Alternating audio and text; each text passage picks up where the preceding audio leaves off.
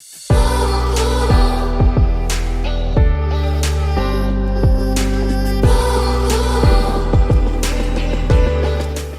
and welcome to Sassi Talks. And on today's programme, we have the pleasure of speaking with Dr. Romayne Gadelrab. She is a clinical psychiatrist and a research fellow at King's College London with the Institute of Psychiatry, Psychology and Neuroscience. And she's going to be talking to us today about how we can clean up our cyber hygiene. Well, we're going to find out today a bit more information about that and how we can have a better relationship with technology. So, Dr. Romayne, thank you so much for being on Sassi Talks today. Thanks for having me. Nice to be here. You're welcome. So let's dive into your research. Tell us specifically about what you're researching and why it's so important. I've got a particular kind of area of interest, which is our relationships with technology in whatever way that may be. So as part of my job as a psychiatrist, I was part of setting up the Digital Special Interest Group for the Royal College of Psychiatrists. So it's a place where we try to collate all the current research going on, whether it's positive or negative, around technology and mental health. Being in the time that we're in today and seeing day to day people coming and talk to you about their relationships with technology, like, oh, maybe I think I'm spending too much time on my telephone, or I also work at the National Centre for Gaming Disorder, which is the closest thing we have in the NHS to kind of managing people that are struggling with a technology, and in this case being internet gaming. So it's an area that I've always been very interested in, and so I wanted to collate lots of information in this area. And as my day job, I do research in mood specifically, so thinking about depression and how people are suffering and how we can help people with that. And I think there's definitely an overlap and an interlink there.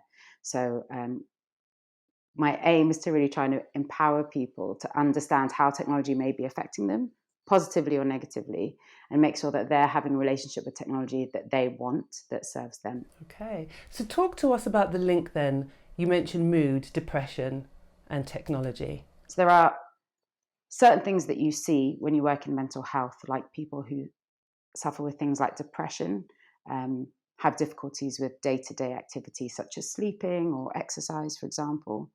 And then we're seeing certain overlaps. So, for example, there was a study done, might have come out this year or at the end of last year at King's, where they looked at about over 1,000 students and their smartphone, and they used a validated tool. And a third of those people said that they were addicted to their smartphones. And of those people, over 60% of them had problems sleeping.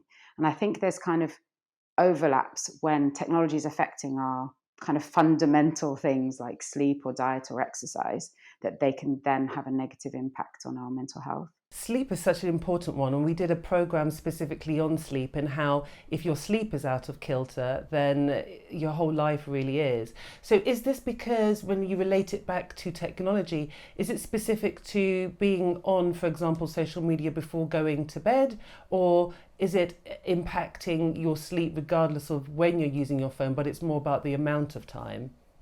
So I think in that study, they were saying it wasn't about the amount of time, it was about the time you use it. So those who ended up using it, at 1 a.m. had shown a sort of loss of control, in a sense, if you're still using it at 1 a.m. when you probably planned to be asleep. And when I'm thinking of, how I examine some of the young people I see who have difficulties with gaming, it's often that sort of loss of control, that preoccupation with needing to be on the internet, needing to be on the computer, that leads to those negative effects. So the compulsion to constantly use something instead of sleep, or to game instead of doing your homework, or to go downstairs for dinner, or to go on a family walk, can have knock-on consequences. There's also the kind of content that we're looking at and how that affects you personally. So, for example, if the first thing you do in the morning when your alarm goes off is see an Instagram notification and start scrolling, I heard someone say that's like letting 100 people into your bedroom before you've even sort of woken up. We're not used to seeing 100 faces before we've even left our house. And if you look at some of those 100 faces and you perceive them to be doing better than you, so maybe they're on a yacht in the south of France while you're stuck like at most home. people on social media. I mean, we've all got yachts. exactly. Or maybe, maybe they're doing the job that you wish you were doing, for example, whatever it may be, that can lead to feelings of envy or can affect your self-esteem before you've even left your bedroom in the morning. I mean, is there a way we can detach emotionally from those images? Because ultimately, we are not going to be seeing the back of social media anytime soon. So we will be having a constant reminder of how well other people are doing in the example that you've given. Is there a way that we can detach from that? I don't know if there's a way we can necessarily detach, but sometimes I've talked about this idea of almost taking like a technology inventory. So if you are following certain accounts, so, I might want to follow a fitness blogger because I want some encouragement in how I do a burpee properly. I really don't want that actually. But, if that serves me and encourages me, like, oh, I see this person working out, I'm going to go work out in a bit. That could be really great. But if I am actually following loads of fitness accounts and I'm just seeing women that I perceive to be healthier than me or more attractive in some way, then that might not be serving me. So I think it's thinking about your values, why you're using that platform, and almost like going through each person you see. And if you think there's negative feelings there for whatever reason, I would say unfollow that account because it's not helping you. I find myself watching some odd dance or something and I'm thinking, how have I ended up in this scenario? They thought that because we're so used to scrolling on Instagram while checking an email, while watching Netflix and being on multiple screens, that we might be better at like task switching, so going between different tasks. And then when they did research, like getting people to do different tasks after they'd been using different forms of media, that we were actually worse at doing those tasks. So let's talk about it. Cyber hygiene. What is it all about? I mean, we thought we only needed to worry about having our hands sanitized X amount of times a day was the only hygiene we needed to focus on right now, but this is clearly as important, right? Yeah. So cyber hygiene was actually originally a term that's probably more commonly used to think about how people maintain the software of their computers and keep their computers safe and things like that. Virus And free. I kind of want to subvert that term and think about it as our own self-care, our own personal online digital hygiene techniques that we can do to make sure that technology is not affecting our sleep, is not affecting our self-esteem, is not affecting our ability to do work. For me, cyber hygiene isn't about abstinence like you would do with other sort of when you're having a problem with something else. You might say, okay, I'm just not going to use it, I'm not just going to go there, I won't eat or drink that thing. We can't do that in the 21st century. We have to be on the internet, we have to work via the internet. And in a pandemic, for example, it's been something that's been so helpful to help people in isolation. It's been absolutely life-saving for people. But there are things that we can do. So on our mobile phone, for example, when you pick it up, there'll often be lots of red notifications. They're red on purpose because that's kind of like, they use psychologists and things like that to show us what we will be alerted to. So it's kind of like danger, we must look. We get lots of sorts of false urgencies that we must respond or we must reply to things. So I always say to turn off all the like red receipts on your messages, for example, because you might have just looked at a message and gone in your car to drive. And now the other person is thinking, why haven't they replied to me? Or you're thinking, I must reply to that message. They can see I've read it. And it's rare that you really need to reply to a message within like 20 seconds, which is what we do. We have email notifications and everybody I know replies to their emails in 30 seconds. And it's not normal. If you want to be in a state of like flow or concentration, having random notifications break that train of thought is very important. That's a great example in terms of in the workplace. How would one put a process like that into place when the culture in a workplace may be completely different and demand that you respond to things almost instantaneously, especially if you work in broadcast and the media and the news and everything is changing so rapidly, you are literally on the go all the time. How feasible is it? If I see something 11 p.m., I'm not going to respond to it and it's just going to stress me and I'm probably not going to sleep well. And I need to be able to process things and think about things clearly. And I can't do that with constant bombarding notifications. So I think having some very strict boundaries is actually very important. And you'll probably respond better, concentrate better on what you've read, produce better work overall. And I think technology does have the ability to affect, the kind of neurotransmitters in our brain. So there's a really good paper by a guy called Jeremy Bailenson.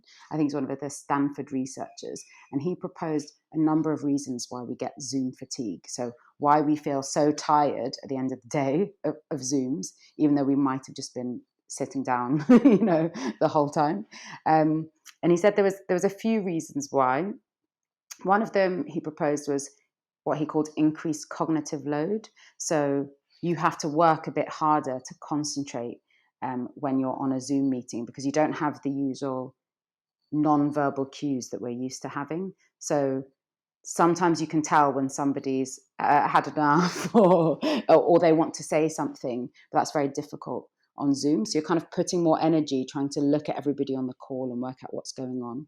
Another thing he said was about this sort of constant eye gaze. So you're constantly looking at me, depending where the screen is. You're actually sat quite a nice distance today, but sometimes people can be right in your face. Thank you. Constantly looking at you. And, nothing left to chance round here. Nothing left to chance. That can actually affect you in a negative way, because again, you almost have some of the stress hormones that you get. Because if you imagine giving a talk in a meeting room or in a lecture theatre, and imagine everybody was just staring at you. That's not normal. Usually someone's looking at their phone or someone's writing a note. It's not constant eye gaze. So that can be quite overwhelming. Another thing is the fact you're not moving. And not only not moving, we sometimes hold a very awkward position because we want to be in the center of the camera, aligned properly. And so you might spend the whole of your day sitting in a very awkward position, where had we been in real life, I might be, sitting on my chair in a different way and stretching. And you don't do that on a Zoom call because it brings too much attention if you're moving. You need to not make Zoom calls an hour long. You need to leave breaks in between your calls. You need to say, sorry, I have to go to the bathroom, and not take the computer with you. Things you would do in the real world need to translate while you're online. No, that's a really good point. Burnout, very quickly, where are we with burnout in tech? I've thought of this sort of digital burnout being a phenomenon of what I like to call being hyper-connected. So we are almost connected potentially to everybody else and to all information at all times, which can be really overwhelming. You're constantly available. Even when you're relaxing and watching Netflix, you might be WhatsApping on your phone or doing something else.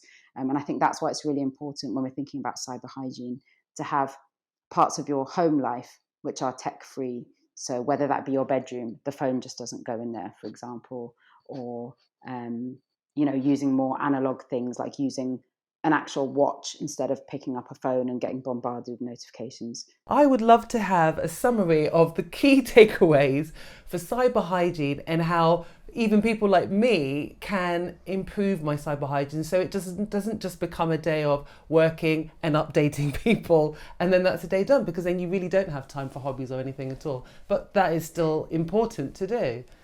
Yeah. Okay. So just kind of like summarizing, I would say number one is take that sort of tech inventory. Think about all the technology that you use from the moment you wake up to the moment you go to sleep, and whether it's serving you or not. So for me, I've got a Twitter, but to be honest, I don't look at it and I don't have notifications, because actually I find it more stressful than helpful. Some people love it because you get access to research papers before anybody else and things like that. So, it's about whether something serves you or not, whether it's aligned with your values. And that can come down to the details. So even which Instagram accounts you follow. Do they make you feel good? Do they make you feel bad? And remove or follow accordingly. And then very importantly, break any hooked loops you're in. So any notifications you have that you can't stop yourself looking at, can you stop those notifications on your phone? Take your phone off vibrate, remove any false senses of urgency. So take off any read receipts if you think that's not actually helping you, for example. Think about as many analog things you can do, whether that's an alarm that's not on your phone or a watch to stop you looking at your phone.